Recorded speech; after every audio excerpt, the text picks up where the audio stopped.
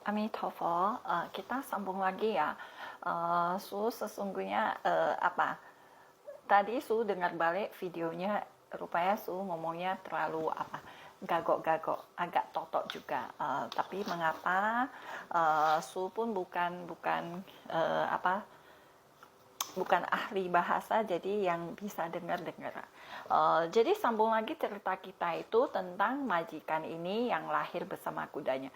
Jadi majikannya ini selama hidupnya itu memang kesibukannya itu membuka toko, tutup toko, mencari uang. Jadi semasa matinya itu, meskipun dia mendengarkan dharma itu, tapi mendengarkan dharma itu bukan karena dia ingin mengerti dharma, tapi dia ke vihara itu karena vihara itu terasa nyaman, tenang, membuatnya suka di sana dan tidak perlu mengeluarkan duit. Jadi selama dia ke vihara itu mendengarkan dharma itu dia tidak pernah berdana. Setelah sakit dia baru mulai berdana, bukan untuk menolong orang lain, bukan karena rasa welas asinya agar orang lain terbebaskan dari penderitaan, tapi karena apa? Karena supaya dia mendengar kata master untuk apa? Karena untuk menambah karma baik, untuk menambah fupao, menambah kebajikannya, biar dia sembuh dari penyakitnya. Jadi terakhir, sesungguhnya ini tujuannya ini kita berbuat baik untuk menambah kebajikan, ini tidak salah. Cuman kalau dia ditanam itu karma baiknya, buah karma baiknya tidak secepat itu berbuah begitu saja. Dia tetap akan berbuah karma baik, berbuah juga kebahagiaan, berbuah juga kebajikan, tapi agak lama. Ini lain lagi pembicaraannya. Jadi ini si majikan ini tidak mengetahui selama 10 tahun lebih, tidak mengetahui bahwa dia sudah meninggal. Dia masih berkeliaran di depan rumahnya, di toko-tokonya itu sedang apa? Pemikirannya sedang berjualan, sedang mencari duit saja. Terakhir si kuda ini datang, dan si tukang kudanya datang. Dia tidak mengenal lagi tukang kudanya. Dia hanya mengenal kudanya. Dia mengenal kudanya karena merasa kuda ini adalah kekayaannya, harta kekayaannya, miliknya. Jadi merasa, ini kuda lu, kamu mau kemana? Kamu harus kembali di rumah. Kamu tidak boleh pergi. Kamu tidak boleh meninggalkan rumah. Kamu adalah milikku. Kenapa kamu pergi? Jadi kuda ini tidak berbicara, terus berjalan. Dikejar oleh siapa? Oleh tukang kuda yang apa? Sangat menyayangi kuda ini, dan dikejar oleh majikan mereka, karena majikan merasa kuda ini adalah kekayaannya. Dia tidak mau kekayaannya hilang atau berkurang. Jadi terakhir kuda ini berjalan di sebuah rumah yang sangat besar. Berjalan, 3 orang ini berjalan bersama-sama masuk. Tak lama kemudian terdengar tangisan bayi 3 orang. Jadi di rumah itu adalah apa? Istri orang kaya itu sedang melahirkan 3 bayi kembar laki-laki. Dan si orang kaya ini adalah siapa? Di dalam catatan itu ditulis orang kaya ini adalah yang selama ini mendukung vihara, tempat sang master mengajarkan tentang sutra intan. Jadi jodoh mereka itu karena apa? Karena di vihara bersama-sama mendengarkan sutra intan. Jadi ini ketiga orang ini yang mendengarkan dharma, sang majikan mendengarkan dharma, walaupun dia tidak melaksanakannya.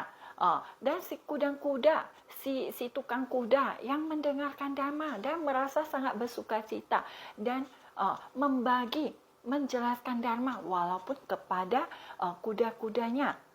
Jadi si majikan ini di akhir hidupnya ini dia berdana harta kekayaannya karena hanya itulah yang dia miliki. Dharma, dia mendengar dharma tapi tidak masuk ke hatinya. Si tukang kuda ini mendengarkan dharma dan berbagi kepada kudanya. Si kuda ini puluhan tahun, 10 tahun lebih mendengarkan dharma, dan dia mengerti walaupun dia hanya hewan. Dia juga bisa mengerti. Jadi bersama-sama ketiga orang ini karena jodoh dharma, karena jodoh sama-sama mendengarkan sutra Intan di Vihara itu, ketiga orang ini menjadi anak dari orang kaya ini. Dan orang kaya ini adalah seorang budiman yang sangat mendukung Vihara, mendukung para sangga, yang sangat menghormati Triratna. Jadi ketiga orang ini menjadi putra dari orang kaya ini. Kisah ini berakhir, ini kita akan membahas tentang karma baik. Bagaimanakah menanam karma yang baik? Jadi di dalam sutra itu Sang Buddha mengajarkan bahwa dana itu ada beberapa macam. Jadi dana itu, pusu itu ada 3 macam. Satu itu, yang pertama adalah fa pusu. Fa pusu itu apa? Menyebarkan dharma, membabarkan dharma, menjelaskan isi sutra, isi parita, menjelaskan tentang tentang ajaran Sang Buddha kepada orang-orang seperti yang Suhu lakukan sekarang ini. Yang kedua adalah cai pusu. Itu berdana tentang harta atau kekayaan milik kita. Jadi cai pushi ini harta kekayaan, mendanakan harta kekayaan itu ada 2 macam. Yang pertama adalah tubuh kita sendiri. Itu tubuh kita sendiri kita danakan. Misalnya kayak seperti para biku-bikuni itu, dia telah mendanakan bukan hanya tubuhnya tapi seluruh hidupnya. Itu adalah cai pushi. Atau seperti kisah-kisah Sang Buddha yang kita baca itu, Sang Buddha pernah mendanakan tubuhnya untuk dimakan harimau, untuk dimakan singa, untuk dimakan pertapa. Itu adalah cai pushi, mendanakan kekayaan kita. Jadi tubuh ini termasuk kekayaan kita. Yang kedua ini dari dana kekayaan ini ya dana yang menjadi milik kita, misalnya pakaian kita, makanan kita, uang kita, harta kekayaan kita, tanah, rumah, itu semua termasuk dana kekayaan. Yang ketiga itu adalah uwei pushi. Uwei pushi itu ya mendanakan mendanakan nasihat, semangat, senyuman, agar orang lain tidak menjadi takut, terbebaskan dari rasa takut, rasa khawatir, rasa sedih. Misalnya ada teman yang sedih, kita bilang, oh jangan sedih lagi, jangan pikir yang jelek-jelek, kita pikir yang baik. Ayo aku ajak kamu keluar main-main, ayo aku ajak kamu ketemu ke vihara, ketemu dengan para bante, berbicara, ayo aku ajak kamu makan-makan. Jadi orang yang sedang khawatir, sedang sedih itu kita hibur, kita beri nasihat supaya dia keluar dari masalahnya. Jadi ini adalah 3 dana yang bisa kita berikan. Jadi dari ketiga dana ini yang paling mulia, yang paling tinggi adalah fa pushi. Fa pushi menyebarkan dharma, menjelaskan dharma, membantu orang terbebaskan dari penderitaannya, memberikan orang kebenaran dharma, ajaran Buddha, agar mereka benar-benar bisa berkurang keserakahan, kebencian dan kebodohannya.